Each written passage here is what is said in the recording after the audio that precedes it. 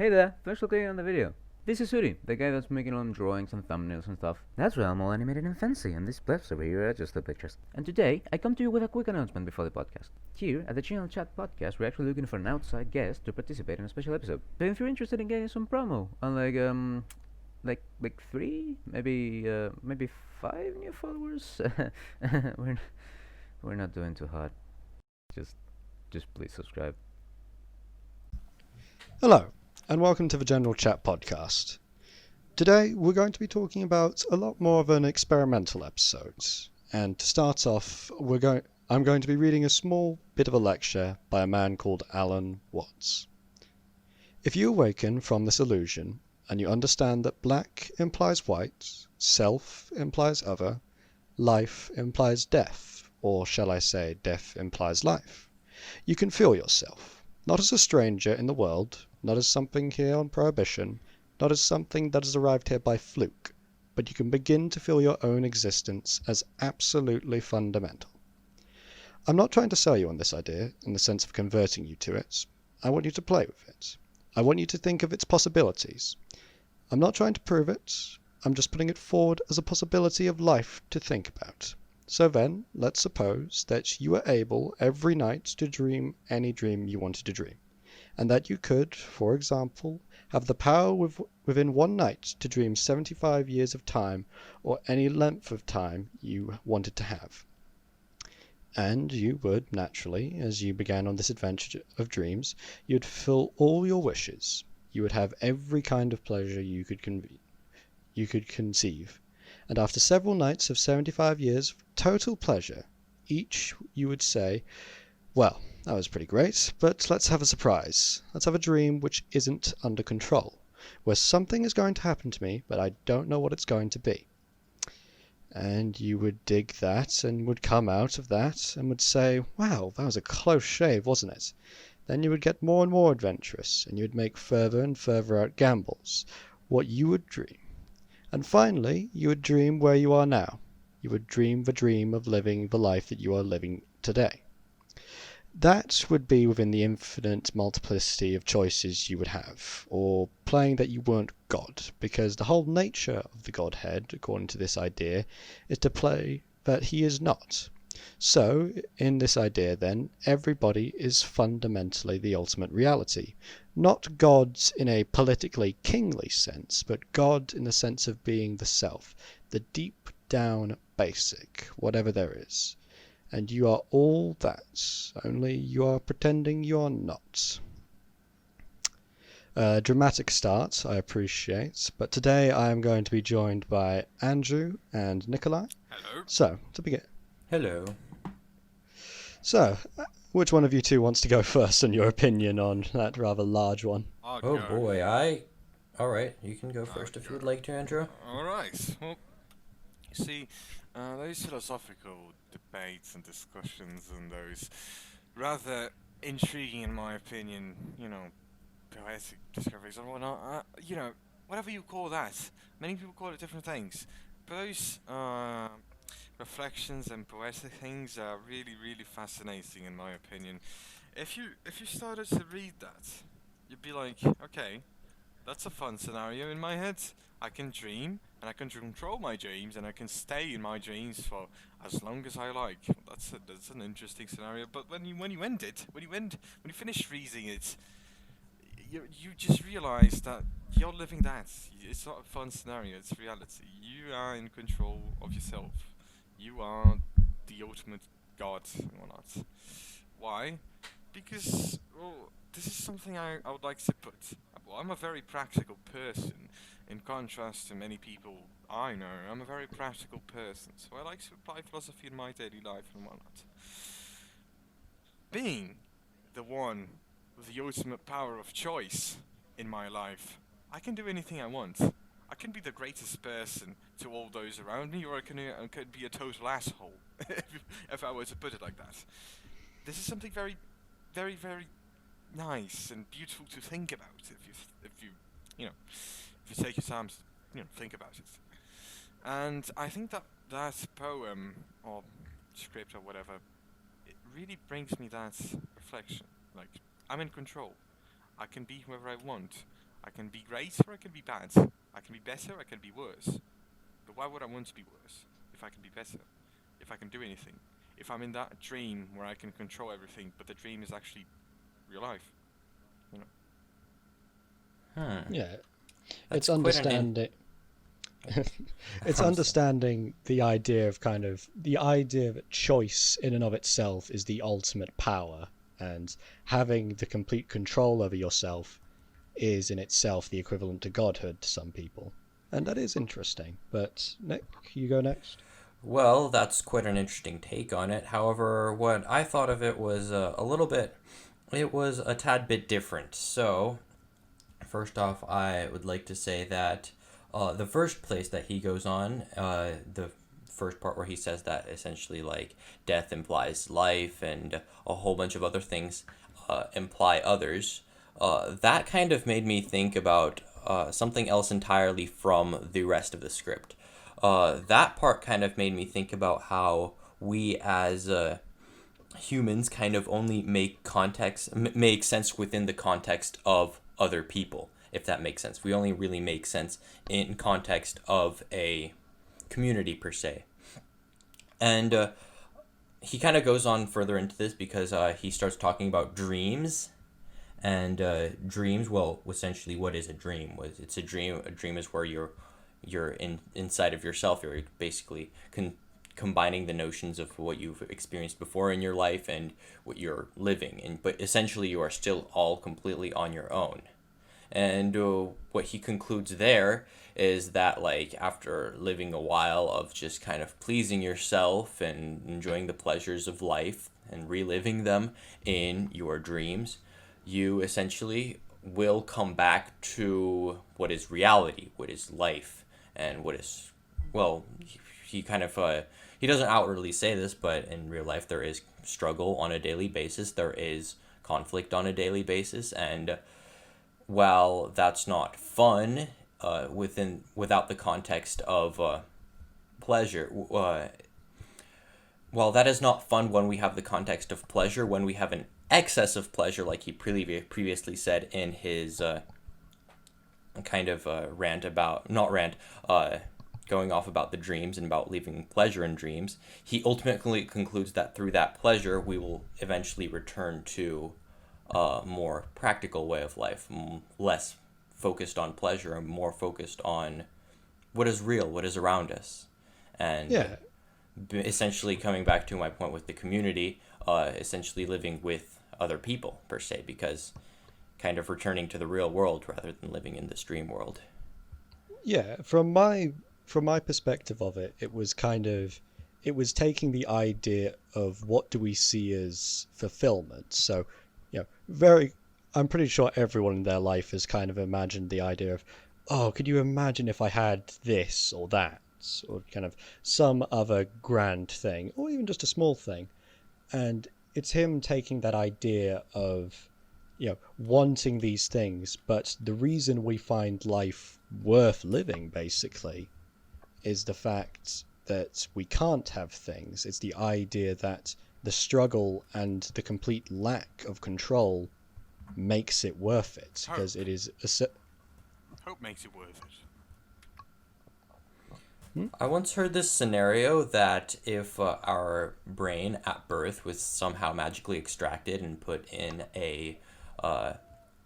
essentially a jar and fed all the necessary nutrients that was needed to keep it survive, that it just wouldn't develop at all.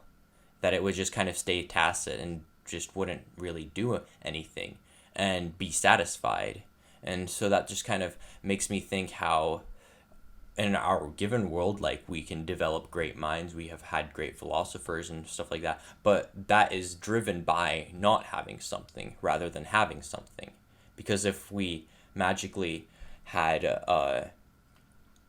just everything that was necessary to survive chemically, like, we wouldn't really develop further. What are yeah, we? and I think that's kind of what it was getting at, that idea that, the reason why humans have been able to achieve so much is this idea of living through the struggle. To put it bluntly, we are we're a stubborn version of hairless monkeys who have decided that we want to go fight God itself. What are we, Okay. James? Answer me. What are we? Me, you, and Nick. What are we? Well, We are, I would say, Teenagers.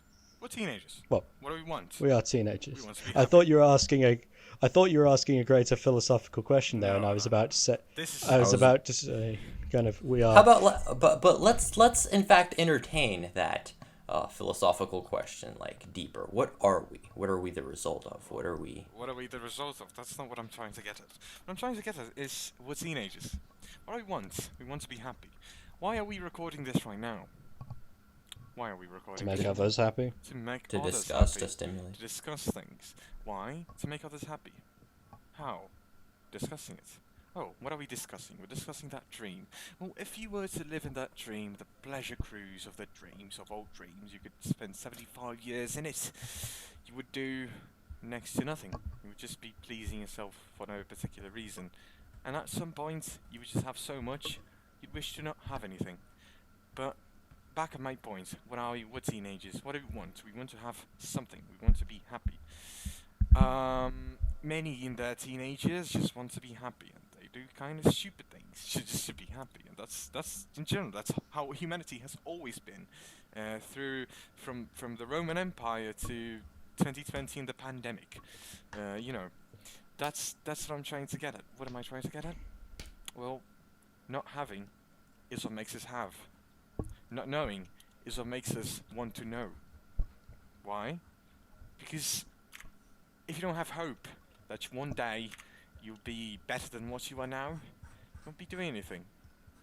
If you can't think that, hey, I'm having a shitty day today, but tomorrow I might have a better day, you won't know. You won't go to bed the same way as if you were going to bed hopeful. If you have hope, you can do. And hope is what drives humanity. We're not just hairless monkeys who decided to fight God himself. We're hairless monkeys that can think. And thinking led us to hope.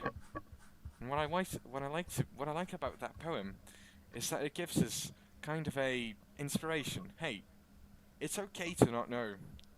It's okay to not be in control of everything. You're not God. You're just a hairless monkey who can think. So if you can think about hope. Be hopeful. Well, and you do. the actual lecture itself was getting at is that we're not God right now. It's just going back to what you said earlier. It's the idea that, in this hypothetical situation where you could have access to everything, even God itself would decide, nah, this is really dull. I want nothing. And it's through, once again, it's the whole idea of the struggle. Yes, there have been many philosophers who have actually concluded that the ultimate goal of life is not in pleasure, it's not in material possessions, it's not in experiencing the pleasures of life essentially. They have concluded that it is in fact the point of life is, well, it's to experience and live the whole human experience. Like, I've heard this saying that if you didn't cry this year, you didn't really live the entire human experience. If you didn't laugh this year, you didn't live the entire human experience. Without experiencing all the emotions, you don't really... all of the other ones, they begin to become more dull and less interesting without the context of all the others. Exactly. This You can't have this good is all without rather bad. this has all rather reminded me. You may know the one I'm about to mention, but this all sounds very similar to kind of what the philosopher Friedrich Nietzsche made his entire thing about. So he made a very interesting kind of basically a book which he named "I Am Dynamite," and literally his entire idea was the idea that, for the most part, Nietzsche is a funny story. He came up with this idea of Ubermensch, or Superman in German, and the whole idea was that by themselves, the best way to live your life is to be the one who goes above, to be the Superman in this case, to be the person who speaks up in the crowd, to be the person who decides, no, I want to be more. And I always found his work was very interesting because the man himself was horrendously ill. Like, the man was practically a skeleton most of his life. Yet it was interesting that small bedridden man decided that, no, the fact that I get up every morning and the fact that I fight just to exist is kind of, my ultimate triumph. Kind of the classic, I may be a dwarf, but I will die a titan type thing. What's interesting is that, like, if you actually read the works of Nietzsche, he's actually quite a positive person in that he likes to look for meaning in life, essentially. And he talked about how he found meaning in his daily struggles, and he talked about it. But at the same time, what he is credited for is nihilism and associated with people who, in fact, don't look for meaning in life and whatnot. And it's so odd, given that there's such a sharp contrast between what Nietzsche actually wrote and the general perception that people have of him. Yeah, it's kind of... I think one of his most interesting things was how, in his talks about going above and beyond... This is also very relevant to when he was around. He was born... I want to say he was born around 1827. That's where I'm naturally thinking of. At the very least, he was alive back then. But it was interesting how his thought... When did you say? I'm pretty sure he was alive around... He was born 1844. He was born in 1844. That was it. And he died in 1900. 1900, yeah. But either way, as I was about to say, it was one of the interesting parts of his work is obviously at the time, like, religion was near enough everything. Going to church was just what people did. It's how you find salvation. And it was interesting because one of his big things at the time was he was the person who coined the term, the classic term now, God is dead, we have killed him. But he didn't mean it in a negative sense, in the sense of like, oh my God, God is dead and we have murdered him, we're all going straight to hell. He saw this as the next step, in a sense. He saw it that, religion has served its time. Now we have culture and science to take its place. And I've always thought that was a rather interesting take, especially for someone in that time period. Well, that idea certainly was not original to him. We see Marx and Engels writing a lot of very similar things, and in fact, those similar kind of ideas were what sparked Lenin to kind of, when he succeeded in the Russian Revolution, essentially to start kind of suppressing the church and essentially getting people to, the way he saw it, quote unquote, open their eyes and free themselves of what is the opium of the masses. And it's kind of interesting how this idea of we don't really need religion is actually gave that same movement a whole bunch of enemies because they tried to force it. Not saying that all people do that, but it is quite an interesting historical dynamic. Yeah, it's interesting how different people can interpret that same idea. So, to use Nietzsche as an example again, we were just kind of praising for a second his idea of kind of, going above, being the Superman, going above, being the individual in the crowd. We were just praising that. Lots of people have praised that. However, someone who also praised that idea was Adolf Hitler, because he interpreted that as race supremacy. And so, it shows how these ideas can be corruptible depending on who looks at them. Well, Yes, he Hitler himself himself said was... this. This is one of his quotes. There are no facts, only interpretations. That's one of his quotes. He knew it. He knew someone would take his work and interpret it the wrong way. He just didn't know it would be one of the greatest dictators of history. No one knew. Anything can be misinterpreted. Anything. Someone can someone can get a notification, read the title, and say, "Oh, this episode is going to be boring." Well, really, it isn't. Haha, joking. Subscribe, please. Anyways, enough of that. Really, anyone can interpret anything we're saying right now as something different that we actually mean. What we are trying to do, I believe, is we're trying to have a discussion. Someone can just look at us and listen to us speaking about philosophy, and they're going to be like, oh, they're trying to be cocky and just say, oh, look at how much I know about this. Well, really, we're just trying to have a discussion. Yeah, Anything can be classic. misinterpreted. Yeah, it's kind of classic academic circle jerk in the sense of like, oh, don't you believe in like this very niche idea of existence? Oh, yes, I do. How clever of you. Now, if you listen to my very niche idea, as we're all just in the circle. I believe you meant Nietzsche idea. Oh, for Oh my God's God. sake. It's interesting though. I always think that kind of the modern philosophy does have a lot of its ups since we're tackling some very important questions. But sometimes just hearing how the philosophers of the past basically looked at our same problems, and it's interesting to see how consistently, even from the times of like Athens and Sparta, people were still like trying to figure out an idea of, what is my meaning?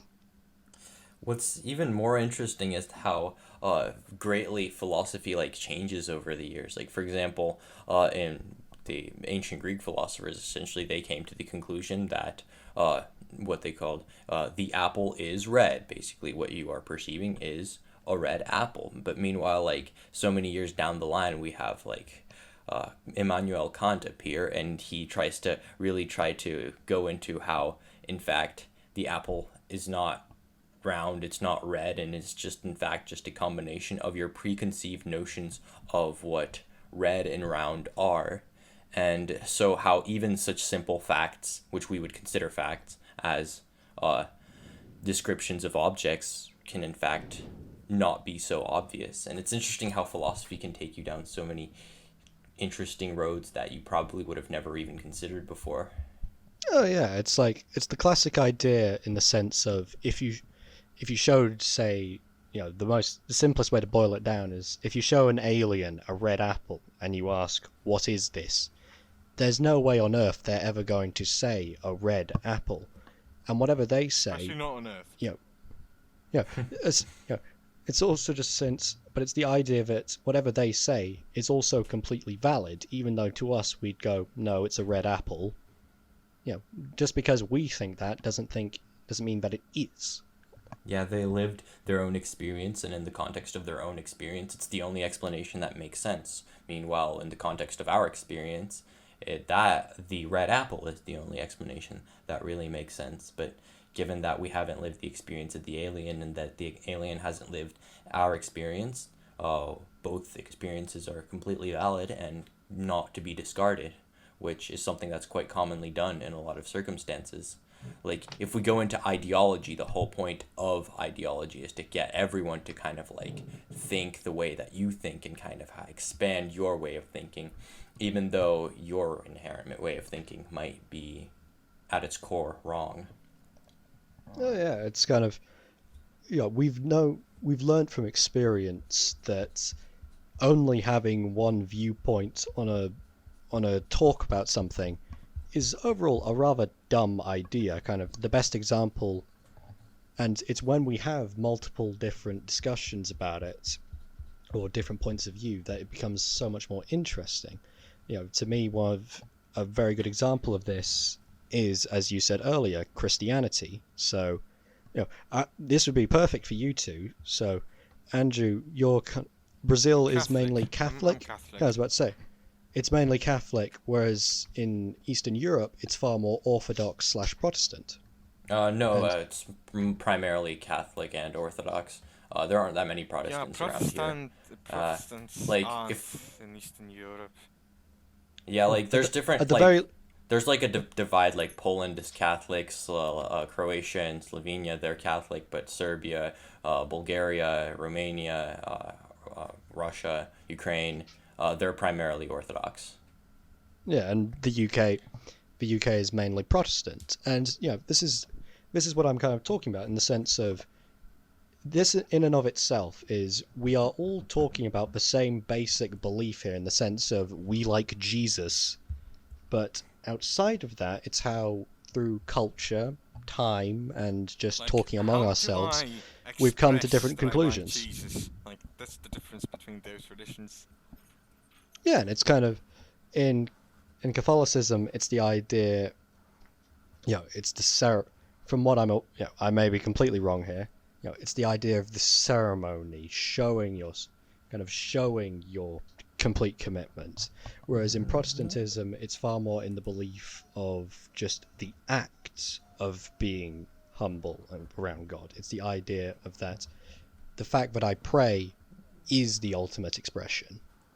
And it's just all Not very interesting. necessarily. Well, It's just it depends. uh That varies from person to person, but I think James, you're right, because in Catholicism especially, the more you do, the more you get. But there are some Protestant religions, and where like, if you don't do, then you automatically go to hell. So like, you know.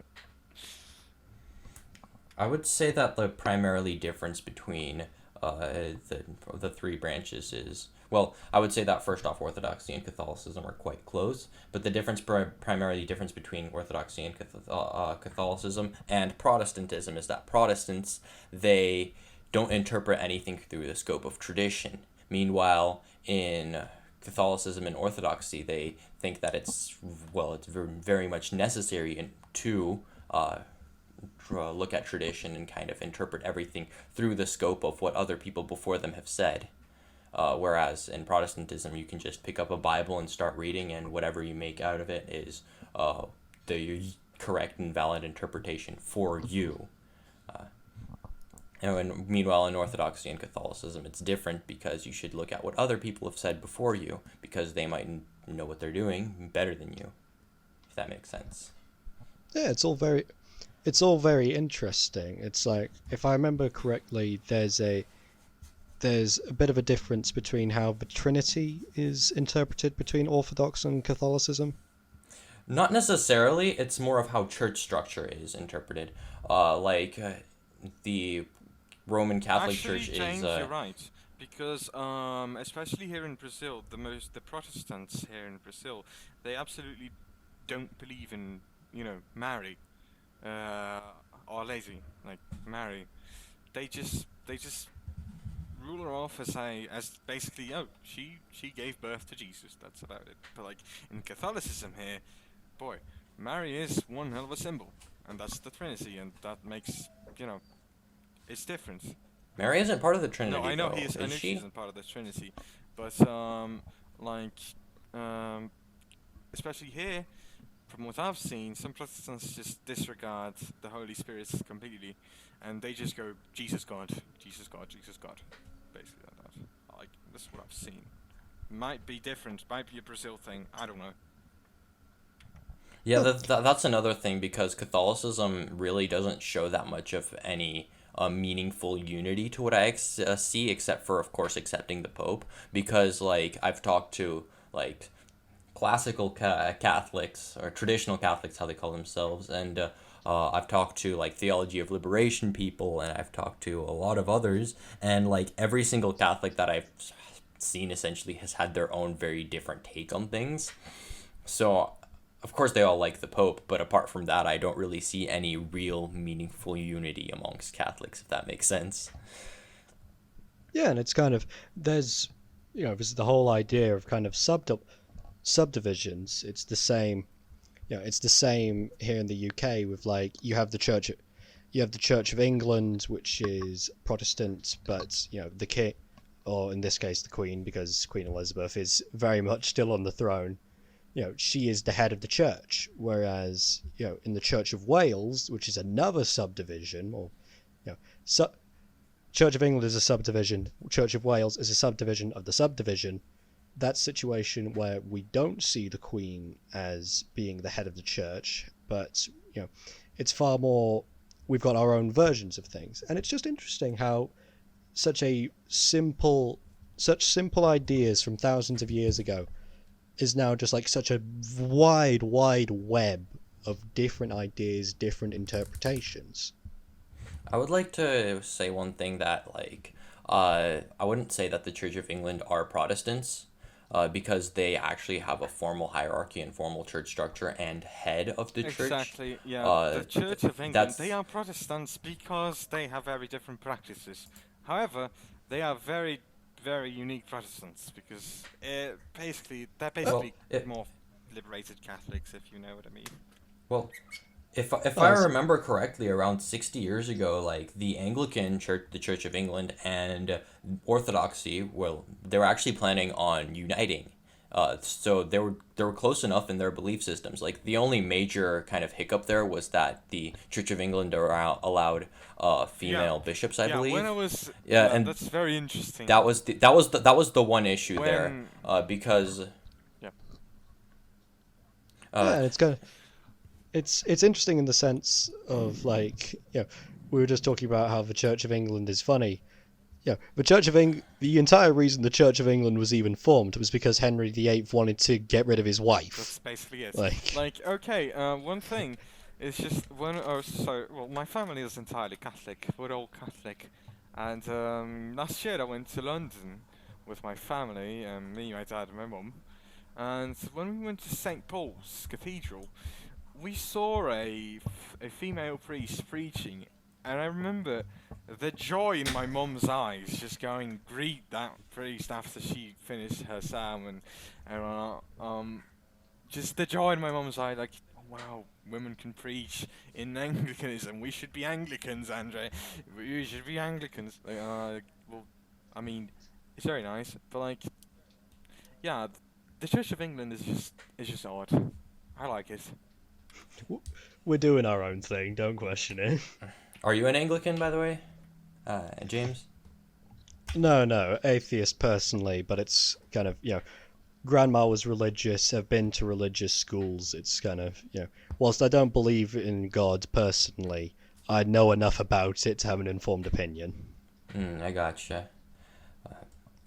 The Just in general, like one thing that's odd about religion is that, like, if you look into kind of like religious spheres and religious circles and whatnot, and the people in them are oftentimes they don't really live up to their kind of religious beliefs and ideals, and there's like a lot of hypocrisy going on there. And so I understand why a lot of people would leave the faith for this very particular reason. Like I personally, I go to a very Protestant school. I go to a pretty small it's a private school, and basically, like, due to my exposure to all the people there, and like I see just so much blatant hypocrisy, and I see so much inconsistency in which the people say and what the people actually do. And I would say that if I were a Protestant, and I saw this going on in my own circles, like I wouldn't be surprised if I would have lost my faith in that kind of context. I'm Orthodox, so that kind of helps, but it's just so odd that religious people, they have so much good stuff going for them in terms of teaching, but they don't really live up to it a lot of the time. Oh yes, it's kind of, I'd say, it's not that I'm against religion. If you want to be religious, I'm perfectly happy to meet religious people. Hell, about half of my school is Muslim, and that's perfectly fine by me. But my whole point personally for my beliefs is actually Stephen Fry, who's who's semi-philosopher, semi-entertainer. You've probably heard of him. He put it, put I think he put it very well when he was asked what would he do if he ever met God, and it was the whole idea that for something, as you were saying, like the hypocrisy of it, for a being which is commonly described as all-knowing, all-powerful, all-loving, and yet we have children with brain cancer. And a part of you does just have to think, what on earth has made... If there is truly something up there that cares so much, why would something like this happen? Just a small, innocent child, less than 2 years old, and you're just saying it has less than 6 months left to live. That's not right. It never will be right. Of course it's not right.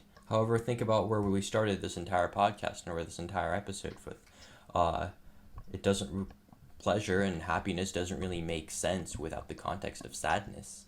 and think about the entire human experience. We experience a lot of happiness and we experience a lot of sadness. So I perfectly understand why God would allow such things to happen. I don't think that he actively is in control, and I don't think he actively puts these kind of things. They just kind of happen due to natural circumstance of events of nature and of how humans act.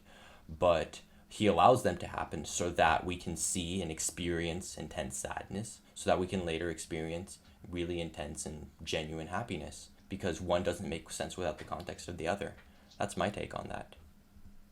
Fair enough. Adam? Andrew, Well, sorry, I'm not I don't know why I Adam, called you Adam. I'm not that shoot. I'm joking. I love you, Adam. Anyways,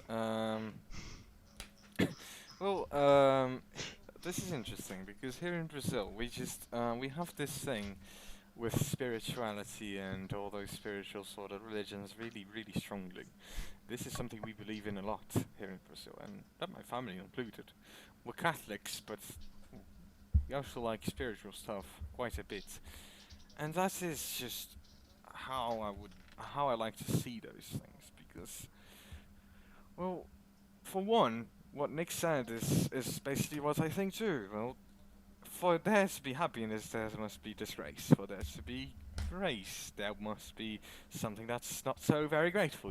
That's, yeah. But with spiritual stuff, there are a lot of other opportunities you can open to describe those bad events. Well, right now in the world, we're living a very tough time in general, like with the whole pandemic and whatnot. And this is something interesting because I can remember vividly my dad 4 years ago saying that 2020 would be a bad year. Why? Because, well, he was in a spiritual center, sort of, worshipping place we have here in São Paulo, and they said that 2020 would be a year with disgrace. And I remember him saying that to me, and I was like, bruh, no, you're wrong, Lamau. But well, And then it happens. he's not so very wrong now that I see it. So there's that. And I just think that it's a very, very touchy topic to just say, oh, haha, how do you explain God being loving and caring and all powerful if there are children with brain cancer? I mean, there are. There always have been.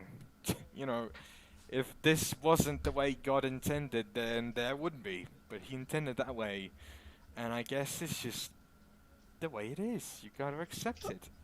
Yeah, yeah. This isn't a situation where I'm saying, this isn't a situation where I'm saying God either doesn't, God either, as you said, this has just slipped under His radar or whatnot. It's just a belief, it's my personal belief in the sense of, I'd say I'm a rather justice-driven person, and it's just my kind of belief in the sense of, even so, with kind of the ideas of, for there to be happiness, there must be pain and whatnot. But it's just, in my opinion, that when you take something, to use again the example of the child with brain cancer, surely it's my idea that surely there must be other sadnesses in the world you can inflict on people, and in the idea of innocence and whatnot, to just practically damn something like a small child which hasn't been given much of an opportunity, and to just say, you're a part of the greater system here, and I'm sorry in the sense of you're not going to be able to have much of a part in that. Just on a personal level, I just don't agree with that. Well, think about it. You just kind of said that, of course, we can see that there's some very cruel and terrible things going on in this world, and it just kind of seems so unjust and whatnot. And you see that, of course, sure, we have children with brain cancer, as we already mentioned, but there must be another way to do this. But picture that there wasn't children with brain cancer, and that there was other things that in fact were going on that, according to your experience right now, would be more quote unquote just. But if you've never experienced the worst experience that we have right now, when exposed to the better experience, you would say that, oh, this is still unjust. Why would God allow this? Because, again, like, what is good and what is bad only makes sense within the context of the worst and the context of the best. And so if whatever the worst still is, you would still have a natural adversity to it, and that natural adversity is completely fine, because that's what brings you happiness, essentially, what makes meaning to happiness. So Alright. I just If my mom is listening to this, she wouldn't like me saying this and talking about this, but I don't care. I mean, I doubt she will be listening to this ever. But anyways, my grandparents, they're basically my role models for being a person, basically. I really love my grandparents, my grandpa, my grandma. They are really big inspiration for me, but they're very religious, and so am I. But they lost 3 children. 3 children. They lost 3 children, and, well, that didn't make them question if, oh, why did God do this to me? Um, is there even a God if He did this to me? How could have He done this to me? No, they just followed on their lives and, well, I guess, went on. But this is when someone says, "Oh, there is disgrace, and there is good things. There are good things." Pardon. I just remember that, and I just imagine my grandma smiling every time she sees me, and hugging me so tightly, and just being the happiest person alive, even though she lost 3 children, and her life was very difficult for the most part of it, and a lot of bad things happened all around her and all through her life. Yet she's still happy and she's still religious, and I think that's something beautiful about it. Because if you think that there is grace and there's disgrace, then you're just gonna be accepting it. You're not gonna be like, I can't accept this because there is bad. Because there is bad in everything. Even the best has some of the worst in it. And the worst has some of the best in it. And that's how it is. Hitler was the biggest protector of animals and wildlife. And he was an asshole. He was the worst person ever. But, like, I'm not justifying Hitler here, but it's just an example. And Mahatma Gandhi, Yes, it's the idea that there's yeah, good and Mahatma bad. Gandhi, he let his wife die because he didn't want her getting treated. But he is now renowned as a very great person, an important person, and, like, okay, pardon, there's just good and there's bad, and both mix and both happen. And I think that's the way God intended, because if there was no, if there well, were no God, there would still be good and bad. But if there is a God and there is Yeah, good and it's bad, then you have at least something to believe in.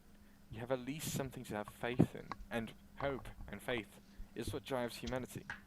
Marx, yeah, yes, and I can perfectly accept that. It's kind of I used this example of kind of the child with brain cancer as as kind of the talking point in this sense. There are multiple reasons as for why I have my lack of faith in this situation. There are multiple reasons.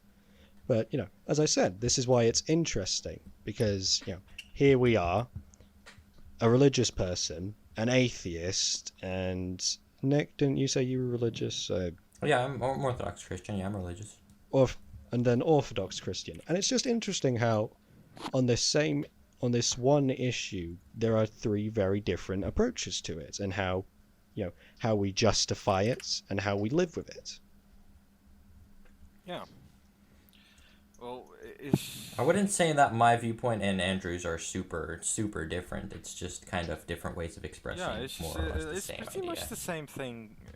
Like, I'm just taking a more formal approach talking about it, and Andrew's taking a more personal Yes, approach he's going talking the yeah, more about I'm it. going personal the route. more practical, personal route because that's just how I am. I just like practical things.